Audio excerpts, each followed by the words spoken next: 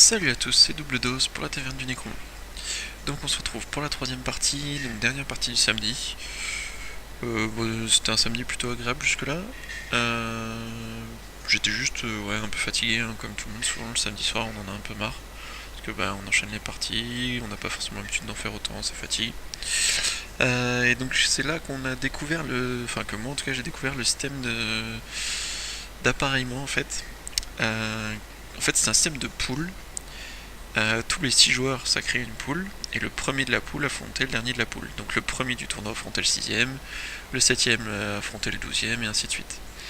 C'est là que j'ai découvert que j'étais 6ème, et que du coup j'affrontais le premier. Donc je me suis gentiment mangé Luthorus. Donc pour ceux qui ne savent pas, c'est un gros joueur quand même, qui a déjà un beau palmarès. Hein. Il a déjà fait, alors je sais pas ce qu'il a fait l'année dernière, j'ai pas fait attention, mais l'année d'avant, il était à l'ETC pour l'équipe belge, en mercenaire. Là, l'année dernière, toujours, il a fait le SC. Si je me trompe pas, il finit 5ème. S'il finit pas 5ème, il finit pas loin. Enfin voilà, c'est. On rigole pas trop quoi. Donc j'étais en dépression. J'étais là, non, pourquoi j'affronte Luthor, c'est pas possible. Donc voilà, j'étais pas content. J'étais là, non, non, non. Mais voilà. Après, j'affronte régulièrement un joueur que je pense être de son calibre, donc je savais à quoi m'attendre. Je savais quel style de jeu ça allait être. Voilà, ça pardonne pas. Hein. Ils font des mouvements. À partir d'un certain niveau, ils font des mouvements enfin pas compliqués, mais ils voient des choses que tous les gens ne voient pas. Et du coup, voilà, c'est intéressant comme partie. On apprend beaucoup de choses. Mais sur un tournoi, ça ne me plaisait pas si tôt dans le tournoi en plus, quoi. Donc voilà. Donc j'ai revu toutes mes ambitions du tournoi encore plus à la baisse. Je me suis dit, voilà, t'as marqué 31 points pour 3 parties, c'est pas mal, ça fait la moyenne. Et je me suis dit que chaque point que je gratterais, ce serait du point bonus. Donc voilà. Après, donc je râlais parce que le joueur que j'affrontais était d'un très bon niveau. D'ailleurs, au niveau des points par partie, il gagne le tournoi. Hein. Voilà, c'est une surprise pour personne au final. Bon, après, c'est. Donc, pour ceux qui connaissent Luthorus, son petit nom c'est Zakune. Il est très gentil, hein, y a pas de. Là-dessus, y a pas de souci, c'est juste qu'il est très bon et qu'on n'a pas envie de se prendre une praline, quoi. Voilà. Donc, sa liste, rapidement. Il jouait Orc et Gobelin. Une liste un peu que j'avais pas trop vue. Alors, il y a des classiques, puis il y a des trucs qui sortent un peu. C'est un mélange, je trouve. Donc on a un orc chaman qui sera général, adepte du chamanisme, jusque là ça va, avec la couronne of autocratie, un witch doctor gobelin des cavernes, donc master de la thaumaturgie, ça c'est pas cool, un forest king, alors il a 2 forest kings qui sont tous les deux montés, et ça fait des très bons cow-boys, et surtout ça fait des cow-boys pas chers du tout, ouais c'est 200 points de moins qu'un cow-boy elfe quoi. Donc voilà, c'est pour le prix de. Ouais, il a 2 cow-boys quasiment pour le prix d'un ennemi quoi. Donc voilà. Donc 2 bons cow-boys qui m'ont plus enquiquiné que ce que. Encore plus enquiquiné que ce que je croyais. Et un petit chef gobelin qui porte la grande bannière. Avec ça en base, donc 20 gobelins, musicien, ça fait une scoring. Hein. 20. Alors, Kev gobelin, pardon. 20 gobelins ordinaires avec les Shady Git, je pense que c'est les filets si je me trompe pas. Ensuite 45 gobelins des cavernes avec les 3 Mad Gits. Alors ça c'est les boulets fous. Je sais plus comment ils s'appellent. Enfin ceux qui ont bouffé des champignons et qui tournent en rond avec leurs boulets fous furieux là. C'est une horreur. Par exemple pour Merima c'est une tannée. Avec ça 30 Feral Orc per weapon. Mammouth Stibber c'est le truc pour percer les gros là. État-major complet et bannière de la Relentless Company. Les Feral Orcs, si je me trompe pas, c'est les orcs sauvages. Alors comme ça a pas l'air, mais c'est quand même des mecs qui ont force 4 au premier de corps à corps, si je me trompe pas. Avec paire d'armes, mais ça fait beaucoup d'attaques, surtout qu'il me semble qu'il les a mis en horde pour taper sur un rang de plus. Ça fait beaucoup d'attaques. Voilà, ils sont pas rigolos. Il doit avoir alors il doit avoir Battle Focus maintenant je pense, parce que c'est l'ancienne Reg Frenzy. Enfin voilà, ils envoient une tonne d'attaques à force 4, c'est pas très agréable. Dignasher, ça va encore, c'est pas le pire. Et on arrive sur le plus classique, le géant Giant Club et les 2 gargantuas. Ça c'est pas drôle. Donc ouais, au niveau de sa liste, pour moi ça me paraît pas ingérable. Ce qui me semble ingérable en fait, c'est ce que lui va en faire. C'est-à-dire que, enfin, c'est ces deux cow-boys en fait. C'est-à-dire que deux cow-boys comme ça, pour un autre joueur, ça m'aurait pas gêné. Avec lui, je sais que ça va être, il va être insupportable. Il va se mettre dans des endroits pas possibles que je vais pas voir. Je vais essayer de couvrir tout ce que je peux. Et puis en plus, entre la fatigue et l'appréhension que je me suis mis tout seul, j'ai fait des erreurs totalement stupides. Par exemple, en sélection des sorts, en fait, j'ai pas réfléchi, je sais pas pourquoi. Je me suis dit qu'hormis ces deux cow-boys, il avait rien d'armuré. Donc j'ai pas pris le 1 de l'alchimie. Et c'était totalement stupide.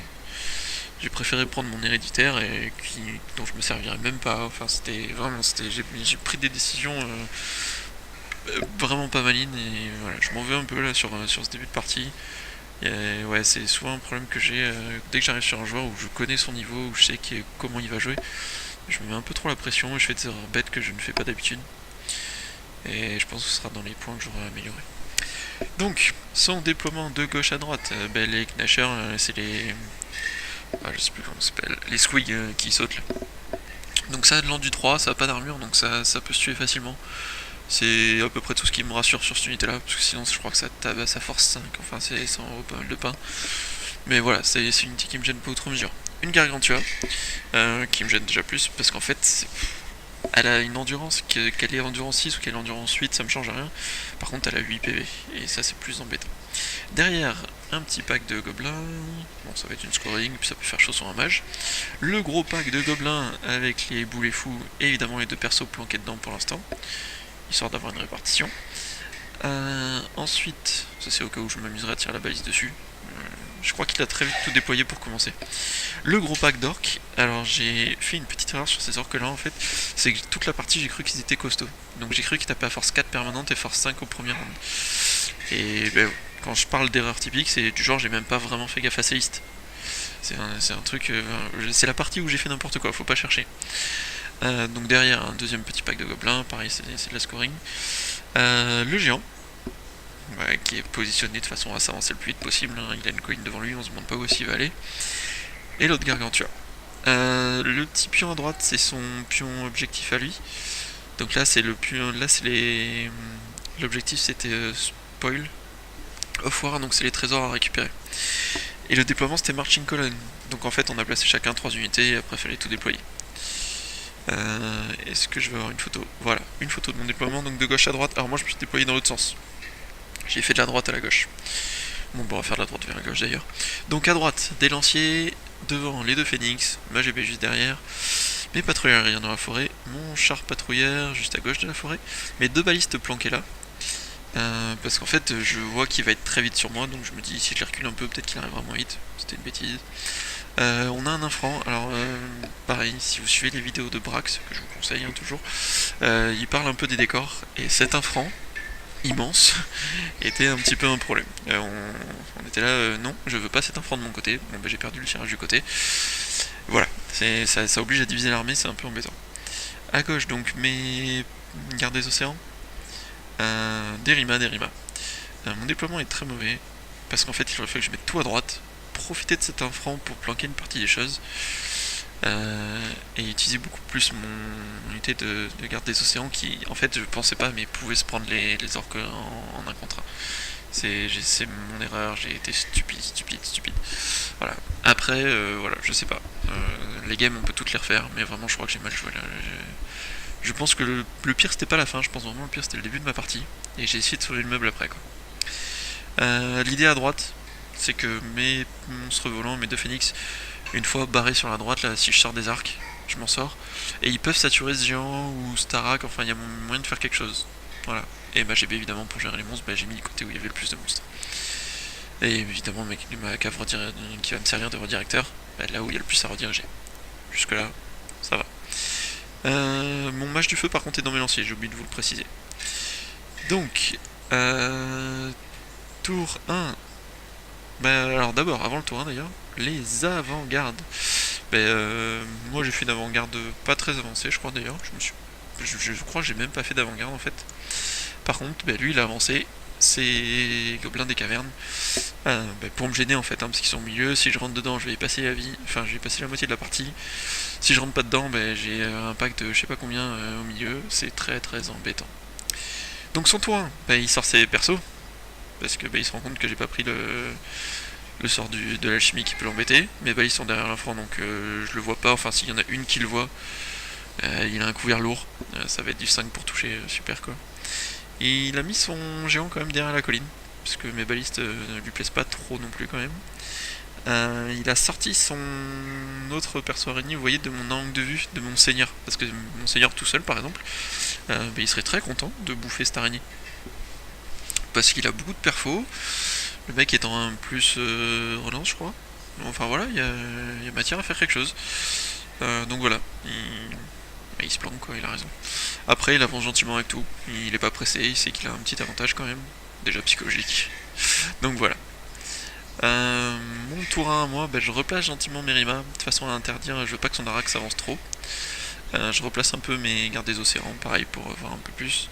Et surtout c'est sur la droite où je n'ai pas pris de photo, mon angle n'est pas assez grand. Donc on voit, j'ai mes 2 phénix, donc je viens rediriger en fait avec mes patrouilleurs lyriens. Je viens rediriger donc son Arak et son géant.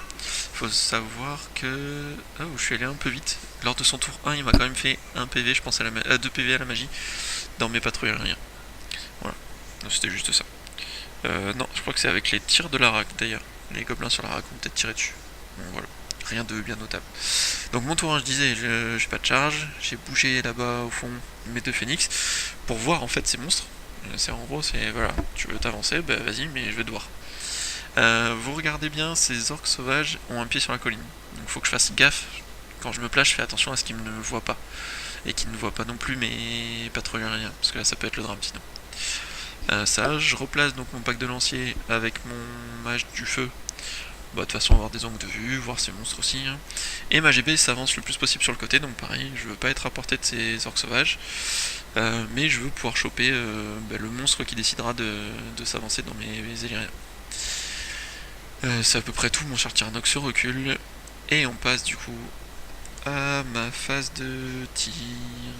Alors, que je dise pas de bêtises. Ouais, c'est ça, donc phase de magie, pardon, d'abord. Donc j'ai 7 dés, 3 tokens. Je lance le 1 du feu et je fais 1 PV au géant. Ça commence plutôt pas trop mal. Je lance le 1 de la Cosmo sur les balistes et je rate. Enfin, sur une baliste et je rate. Et il me type le 1 de la sorcellerie, c'est le mouvement magique. Voilà, ça, c'est fait. Au niveau des tirs, je tire avec mes gardes des océans dans les bondisseurs qui sont à couvert. Mais bon, voilà, ça fait beaucoup de tirs, donc on le tente quoi. Et je fais 7 PV dans les bondisseurs, donc il en reste déjà plus que 3. Enfin, les bondisseurs finards, c'est les squigs. Donc il en reste plus que 3, c'est déjà une très bonne chose. On passe donc au tour 2 des orques gobelins, donc tour 2 de Luthor. Donc il a une charge du géant dans ma cave légère, jusque là c'est normal.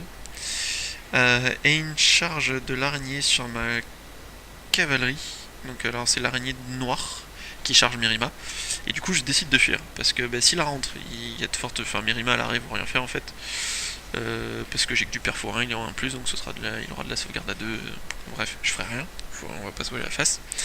Et lui, le peu qu'il va me faire, à chaque fois, ça va faire des tests et je risque de fuir de toute manière. Donc je décide de fuir, je me rallie à 3D. Il est dans une position pas très agréable, parce que là, ce coup-ci, je le vois. Et Merima peuvent se rallier, on est que tour 2. Je décide de fuir. En phase de magie, il a 8D, il garde 0 token, et il passe le 5 de l'atoma. Alors je ne sais même plus ce que ça fait.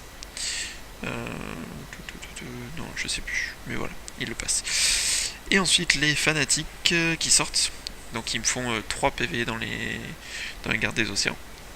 Alors est-ce que j'ai pas une photo des...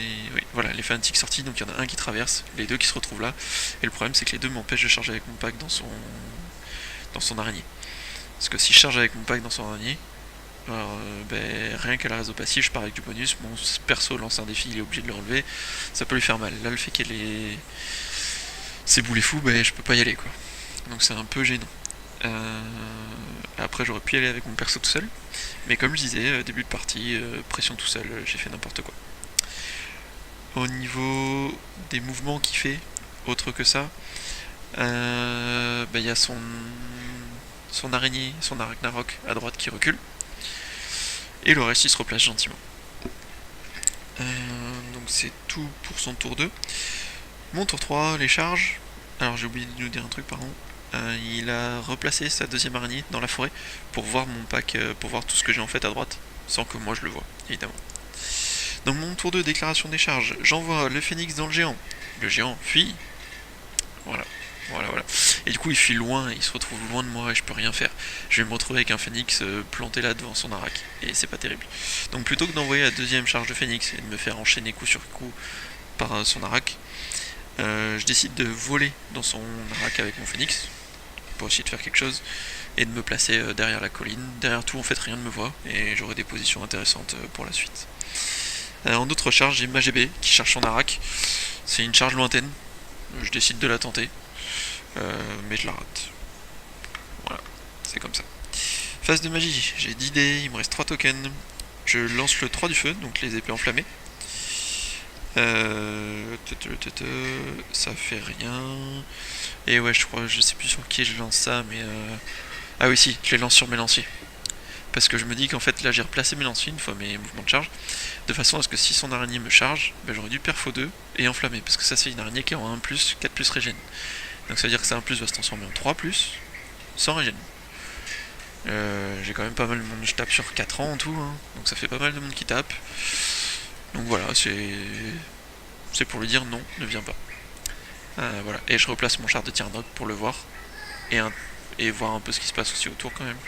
Voilà, je me replace gentiment. Le 5 de la Thomas, c'était la comète il me semble, qui m'a tué une baliste tout à l'heure. C'était ça. Et m'en a laissé une à un point de vie. Bon, voilà. Au niveau des tirs, je mets tout dans un fanatique que je tue. Parce que voilà, faut le tuer, j'ai pas le choix. Et c'est tout, du coup, vu qu'il n'y a pas de charge réussie, rien. Je rallie mes rimas. Mais c'est tout quoi, il n'y a rien de très notable. Ensuite, son tour 3, pardon. Son arak charge mon phénix, que je fais fuir évidemment. Parce que je sais que je me fais découper en fait, hein. Charge de flanc, il envoie trop de pain, enfin je le sens pas du tout. Il tape à force 5 donc il va me blesser à 4 en plus. J'ai pas envie de me la prendre. Et c'est là que je découvre en fait que c'était une grosse bêtise. Parce qu'en fait du coup je me retrouve dans l'axe de charge de son araignée. Et du coup en fait c'est même pire que ça en fait. C'est pire que ça parce qu'en fait en fuyant mon phénix fait faire un test de panique à mes lanciers. Il y a mes GB à côté hein. Ce qui fait que c'est un test à 8 relances. Que je rate les deux. Donc mes lanciers fuient. Et ils se retrouvent... je sais pas s'ils se retrouvent en bord de table ou s'ils sortent de table. Mais c'est juste un drame. Et du coup après avec son araignée, il recharge tout ce monde. Et tout le monde sort de table. Ce qui fait que sur ce flanc droit, je viens de perdre un phénix et mes lanciers juste sur un test raté. Voilà. Donc je vous ai dit, hein, c'était un drame. J'essaye de sauver les meubles tour 5-6. Hein. Voilà. En phase de magie, il a 8 dés, il lui reste un token. Il tente le 1 du chamanisme. Oui, c'est ça. Qui ne passe pas, parce que je le dissipe. Et il tente le 4. Ah non, il tente le 1 du chamanisme qui ne fait rien, pardon. Il tente le 4 du chamanisme que je dissipe. Et il passe par contre le plus 1 en endurance sur la Ragnarok de gauche, je crois. Oui, c'est ça. Au niveau des tirs, il fait rien. Il tire par-ci par-là, mais il me fait pas de PV. Mon tour 3. Bon, là, il faut que je fasse quelque chose. Donc, je décide de tenter des charges. Donc là, on replace. Ouais, je vous remets une photo vite fait pour voir un peu ce qui se passe. Je mets sur 2-3 trucs. Et donc, mon tour 3. Il me manque une photo. J'ai chargé donc ma GB dans son arak, au fond. Mes gardes des océans dans les gobelins. Parce qu'au bout d'un moment, il faut bien y aller. Avec mon seigneur. Hein. Et alors, très drôle, il me restait. Il y a une autre comète en fait qui est tombée, qui m'a tué plein de rimas. Il m'en restait 2 et 2, je crois. Non, 3 et 2. Et je charge donc avec 3 rimas dans les. Non, 2 rimas dans les bondisseurs Knark. Et j'en tue un. Ça va être un drame, vous allez rigoler. Vous voyez la photo, hein, il n'y a plus les rimas, il reste les bondisseurs. C'était juste un drame. Au niveau de la phase de magie, j'ai 9 dés, il me restera 0 token. Et je ne fais quasiment rien. C'est-à-dire que déjà j'ai plus le domaine du feu. Je me passe le 1 du chamanisme sur mes lanciers pour avoir plus en force et perfo. Pour vraiment flinguer ces gobelins, parce qu'ils sont beaucoup, il faut que les tue vite, vite, vite. Vous voyez, il y a du monde derrière. Hein.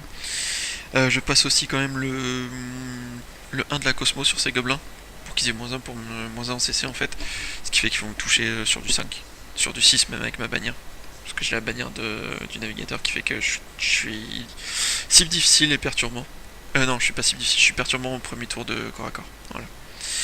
Et après, je viens replacer mon char en fait pour sortir de l'angle de vue de son araignée noire, parce que l'araignée marron elle est bien à droite, on la voit plus. Et voilà, je crois que c'est à peu près tout. Si mon phénix s'amuse à voler, à lui voler un peu dans les plumes, je me replace pour être un peu embêtant, voir ses gobelins, tout ça. J'ai hésité à y aller. Et voilà, au niveau des tirs, j'ai les tirs de baliste qui ne fait rien, parce que je vois rien de toute manière, j'ai que son araignée, mais avec la forêt et tout, ça fait rien. Mes tirs de char patrouilleur ne font rien, donc voilà, c'est réglé. Au corps à corps, donc l'Arak, je l'arrache. C'est-à-dire ma GB qui est rentrée dans son Arachnarok, je la tue. Vraiment, c'est pouf, tu dégages. Mes Rimas se font tuer, donc j'étais dégoûté. Mes gardes des océans gagnent d'une tonne, mais il est indomptable, relançable, et du coup il y reste. Bon, ça c'était. Enfin, je le savais quoi. Mais je gagne vraiment beaucoup, j'ai bien fait fondre son pack, c'est un bon début. Ensuite, le tour 4, donc déclaration des charges. Il charge avec son Arachnarok dans mes gardes des océans. Donc là, ça va être un peu plus compliqué. Il faut vraiment que je fasse du chiffre dans ces gobelins pour l'obliger à tester lui et pas moi. Ensuite, en charge, c'est tout. En termes de mouvement, donc il vient me rediriger les rimas avec ses bondisseurs arc là ou je sais pas quoi. Voilà, il faut qu'il me gêne, hein, il le sait, il le fait. Il vient mettre son araignée noire pour tuer ma baliste. Oui, parce que bon, voilà, au bout d'un moment, il faudra bien se la prendre. Et il vient placer son géant, pareil, pour venir choper mes gardes des océans au prochain tour.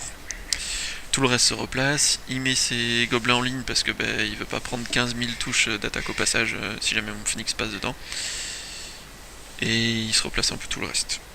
En phase de magie, il a 7 dés, plus de tokens. Il passe le moins 1 en force sur les gardes des océans, donc ça compense mon 1 du chamanisme. Et il tente le plus 1 en force sur les gobelins que je dissipe. Et il tente le souffle que j'ai réussi à dissiper aussi. Alors j'étais en on fire sur cette phase. En phase de tir, il avait dû passer le souffle parce qu'il souffle sur ma baliste. Et du coup il lui arrache son dernier point de vie. Et au corps à corps, je mets rien dans la rack parce que ça sert à rien. Je mets tout dans les gobelins. Et ce qui fait qu'il teste. Donc c'est un tenace à 8, la rack. Et il rate. Il rate son test de tenace. Et du coup il se retrouve à fuir avec la Ragnarok. Donc je peux pas poursuivre. Mais au moins je suis débarrassé. Ce qui est plutôt une bonne chose. Donc on va passer à mon tour 4. Donc ça va plus vite parce que ça joue vite, j'ai pas pris beaucoup de photos et puis je vous dis c'est pas très intéressant, je fais beaucoup trop de fautes jusque là. Donc mon tour 4, déclaration des charges. Eh bien j'envoie mon char patrouilleur dans le géant. Mon calcul est simple en fait, son géant il lui reste je sais pas si je crois que c'est 6 points de vie, puisqu'il en a perdu qu'un. Il a trop de points de vie. Pour que mon seigneur puisse le tuer, il faut qu'il lui reste 2, maximum 3 points de vie. Ce serait idéal. Donc il faut que je arrache au moins, ce serait bien 2 points de vie avec la charge du char. Sachant que je fais des touches d'impact à force 5. Voilà, et qu'après j'ai 4 attaques qui toucheront facilement mais qui blesseront que sur du 6. Mais que tout ce qui blesse c'est du PV.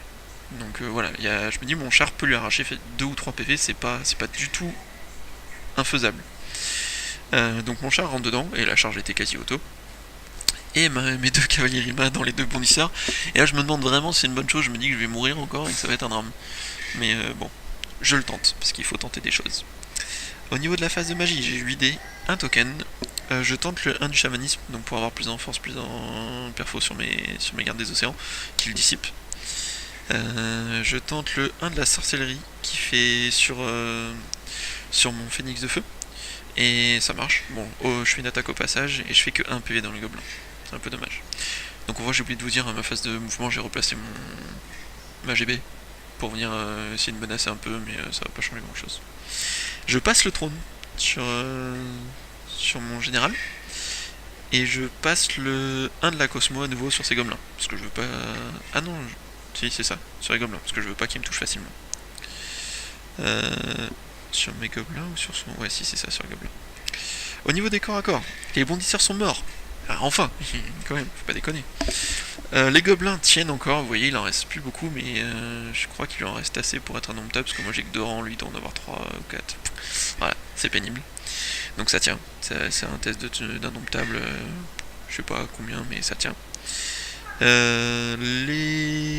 le géant, je lui fais pas de points de vie, mais il doit m'en faire qu'un ou rien. Il craque complètement, hein, ça dévisse. Alors moi je lui fais pas de points de vie, je suis dégoûté. Voilà. Mais lui aussi du coup est dégoûté de pas m'en faire. Voilà, c'est... Je devais mourir mais en lui arrachant 2 ou 3 points de vie, je pense, si on fait du stat hammer. Donc du coup on a tous les deux dévissé. Et du coup je tiens, ce qui est une très bonne chose parce qu'en fait à son tour il pourra pas charger. C'était un peu le craquage là. Son tour 5, il a pas de charge. Il va se contenter de donc rallier son... Donc ça c'est une photo à la fin de mon tour. Et son tour 5, donc il se contente de rallier son Arak en regardant mon phénix de feu. Il reforme ses gobelins à côté de l'Arak. Il reforme ses orques sauvages. Parce qu'il se dit que bah, ouais, même s'il prend pas l'objectif, il pourra peut-être le prendre au... bah non, en même temps, il ne pourra pas prendre l'objectif. Donc il renonce à l'objectif à ce tour-là. Et après, il se dit qu'il peut, voilà, il peut nuller l'objectif en m'empêchant de le prendre. Parce que moi, la seule unité que j'ai pour le prendre, c'est les Rima. Après, le seul avantage, c'est que mes Rima, la roue leur coûte 2. Et après, ils ont 18 en tout en marche forcée, donc ils peuvent largement aller se poser sur le pion là-bas, objectif à gauche, vous voyez à côté de son dé de dispersion. Donc s'il ne me tue pas ces deux Rima, dans les 2 tours qui viennent, moi je prendrai ce pion objectif. Et vu que lui n'a pas pris de pion objectif jusque-là, en gros, c'est sûr, moi j'aurai l'objectif et pas lui. Donc, c'est tendu. Pour l'instant, le seul pion objectif qu'il a, c'est les gobelins au mieux qui l'ont pris au tour 2, je crois. Mais ils vont mourir contre mes gardes des océans, j'espère. Pas déconner. Donc il a pas de charge. En phase de magie, il a 8 de tokens. Ah si, pardon. Non, c'est ça, 8 de tokens. Il se passe pas grand chose à ce tour. C'est un peu le... Pareil, ouais, c'est le tour du craquage. Alors j'ai plus beaucoup de notes sur ce game. Parce que voilà, c'est devenu un peu plus tendu à la fin. Parce que je pense que je pouvais vraiment arracher beaucoup de choses. Enfin, arracher des points en fait. Des tranches, sauver les meubles. Avec cet objectif. Du coup, voilà, il passe 2-3 trucs, mais rien de bien notable. Il me semble que... Ouais, c'est ça. Mon char... Je crois que mon char meurt, mais c'est pas grave quoi, il se reforme, c'est tout ce qu'il peut faire. Mon char meurt, et c'est à peu près tout. Ces gobelins meurent aussi. C'est-à-dire que ces gobelins au centre là contre mes gardes des océans meurent. Je les arrache, je les finis, voilà, on n'en parle plus. Du coup ils sont obligés de lâcher le plan objectif que je place le plus loin possible de lui, juste pour l'embêter. Est-ce qu'on a une photo de... Là, fin de mon tour 5. Donc on voit Merima qui a un pied sur le pion objectif. Mes gardes des océans, donc une fois que j'ai eu... je me suis débarrassé... Ah ouais non, c'est même mieux que ça, je vous dis des bêtises. Donc c'est ça, donc à son tour 5 je me suis débarrassé de ces trucs. Mon char patrouilleur a encore tenu, alors on sait pas comment. Et c'est à moi de jouer derrière. Donc à mon tour 5, en charge, je charge les gobelins de la nuit avec mon phénix de feu. Qui fuit, donc les gobelins de gauche. Ou je sais plus lesquels, je crois peut-être même les 2 gobelins. En magie, donc c'est tout. En magie je tire la carte 7. Ça me fait 9 dés. Et je passe pas grand chose. Et donc à la fin de mon tour 5, on y vient, j'ai avancé à fond avec mes gardes des océans. Pour empêcher son araignée de tenter une charge sur Merima là-bas, même si je suis même pas sûr que ce soit possible. Mais en gros c'est pour lui dire, hey, si tu veux, viens, rentre-moi dedans, mais j'ai mon seigneur qui peut te découper un peu quoi. Et mon but c'était de m'éloigner le plus possible de son géant, parce que je me dis que ça va peut-être pas tenir éternellement. Voilà. Et donc j'ai mon phénix qui se retrouve là-bas, je sais pas comment d'ailleurs. Et voilà. Ah non, si c'est ça. Donc j'ai mon phénix qui se retrouve là-bas, je sais pas comment je fais pour charger ces gobelins. Ah non, je sais. Je les ai... Ouais, c'est ça. Donc en fait non. Ces gobelins contre mes gardes des océans ont fui. Je pense que je les ai rattrapés des... Ah oui non, voilà, je les ai fait refuir. Parce qu'ils sont... En fait c'est eux qui sont au milieu de la forêt là. Donc eux ils ont fui, je les ai chargés avec mon phénix de feu pour les faire refuir. Donc ils fuient vers la forêt. Et c'est le gros pack que que j'ai dû exploser ou rattraper des trucs, je sais pas, mais voilà. Et du coup, je me retrouve à la place du gros pack à côté de la rack. Ma GB se met sur la colline de façon à dire à son araignée non, ne viens pas. Et à ses packs de gobelins aussi, il a son petit pack de gobelins, pareil. Et du coup, voilà comment on se retrouve. Et donc, tour 6. Il charge mon géant. Ah, j'ai pas de photo du tour 6, c'est un peu embêtant. En fait, son géant charge mes gardes des océans. Et comme c'est. Alors, c'est loin sans être loin, je crois que ça fait 7 sur les dés à faire, et c'est rapide.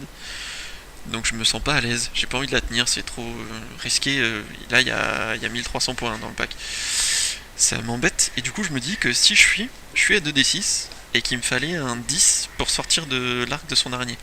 C'est de son araignée noire, là. Si je fais 10, ou 9, je sais plus. Non, je crois que c'était 9. Si je fais 9, je sors de l'arc de vue de l'araignée. Et je crois que je fais 8. Et du coup l'araignée me charge, donc je suis en fuite auto, et puis comme il est à côté, il me rattrape détruit, je perds tout ça. Donc en gros voilà, il va prendre mon char patrouilleur évidemment, et on va s'arrêter là-dessus. Enfin on finit le tour 6 quoi, c'est fini comme ça. Il a chargé mon phoenix de feu avec ses orques, j'ai décidé de fuir et je me suis rallié au dernier tour. Voilà. Il se passe pas grand chose d'autre. Et en fait voilà, ça se termine comme ça. Et du coup je prends l'objectif, et à la bâche, il me met 16-4. Parce qu'il me prend beaucoup de choses, moi je lui prends pas tellement de choses. Je lui prends quelques trucs, mais voilà. Et en fait, il me met 16-4, mais je lui donne 3 tranches avec mes gardes des océans et mon seigneur. C'est-à-dire qu'en fait, si j'avais été un peu plus malin, et que je m'étais mieux placé, ou que j'avais utilisé mieux ma magie pour faire un mouvement magique avec mes gardes des océans ou quoi, pour vraiment sortir, parce que pour moi, en fait, son géant, je le voyais plus loin que ça. Pour ne pas être chargeable par son géant, mais il ne prenait pas ces 3 tranches avec garde des océans et mon seigneur, ce qui faisait qu'il gagnait la bâche 13-7, et avec l'objectif je faisais 10-10. Et honnêtement moi 10-10 contre Zach, ça m'allait très bien, j'étais prêt à signer quoi. Donc voilà, je rate le 10-10 pour 1 pouce. J'ai un peu les boules, voilà, je m'en suis voulu mais d'une force. Parce que oui, donc je fuis à son tour 6, et moi à mon tour 6 je me relie quand même sur un test à 10 à 3D. C'est pas gagné, c'est pas auto, mais bon, ça sent plutôt bon quoi. Voilà, c'était tendu comme game à la fin là. Et voilà, je suis un peu frustré de ça. Donc je suis un peu désolé pour le rapport de bataille qui est un peu décousu du coup, parce que comme au début j'ai fait n'importe quoi. Donc je prenais des notes, c'était pas ouf. Et à la fin c'était tendu, donc je prenais des notes, c'était pas ouf. Voilà, mais ça donne ça. Donc je suis pas mécontent de ma game malgré tout. Parce que je passe à... Ouais, comme je dis, je passe à un sort à un sort mieux géré, ou à 1 pouce de faire un nul contre un très très gros joueur je trouve. Donc voilà, en faisant un début de partie qui ressemble à rien quoi. Là je revois les photos, j'ai envie de me mettre des claques. Donc voilà. Et je pense que je connais quelqu'un qui aura envie de m'en mettre aussi, donc voilà. Mais voilà, bon sinon, outre le côté tendu, parce que c'était une partie compliquée, ça restait une partie très agréable, on a bien rigolé. Et puis voilà. Bon, il a vengé son camarade, hein, du coup. Et c'est tout. Voilà. Donc je vous retrouve très bientôt pour la 4ème game, donc ce sera la game du dimanche. Où je ferai peut-être un... Ouais, je vous détaillerai un peu ce qui s'est passé dans la soirée, mais c'était folklore quoi. À savoir quand même que Zach a enchaîné avec une partie qu'ils ont commencé je crois à 23h30 minuit le samedi soir, pour le plaisir. Ouais, il en a jamais assez, c'est un truc de ouf. Voilà, bon ce sera tout pour moi. Je vous souhaite de bonnes parties et à bientôt.